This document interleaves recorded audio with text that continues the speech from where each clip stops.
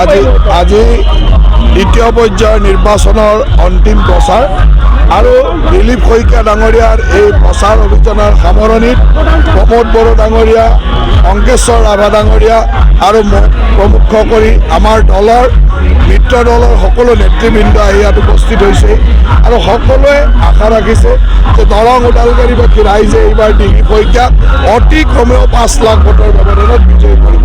চাৰিওফালে যিটো উৎসাহ, যোৱা কেইটামান দিন মই দৰং ওদালগুৰি বিভিন্ন ঠাইলৈ গৈছোঁ, আজিও চিপাঝাৰৰ পৰা আহিছোঁ, সকলোতে এটা বেলেগ ধৰণৰ উৎসাহ আৰু এইবাৰ বিৰোধী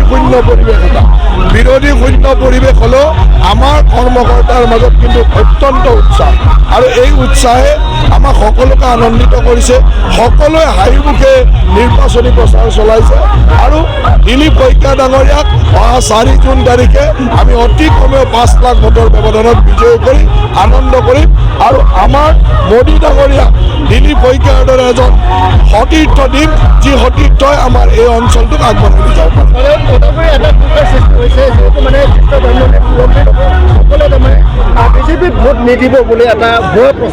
চাওক, বিজেপি এনেকুৱা এটা দল যি দলে সবকা সাথ সবকা বিকাশ মন্ত্ৰৰে চলে আৰু সকলোকে লগত লৈ চলে।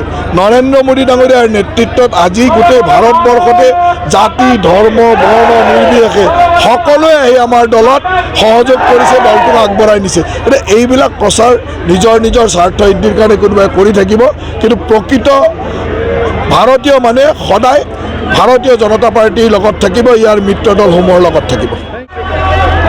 যদি উন্নয়ন বিচাৰে ৰাইজে, তেতিয়াহ'লে বিজেপি NDAৰ বিকল্প আৰু শক্তি নাই আৰু ইতিমধ্যে ৰাইজে সিদ্ধান্ত লৈছে দৰং ওদালগুৰিত নৰেন্দ্ৰ মোদীজীক মানে স্বতঃস্ফূৰ্ত আৰু ব্যাপক সমৰ্থনেৰে এইবাৰ তৃতীয়বাৰৰ বাবে প্ৰধানমন্ত্ৰী পাতিব।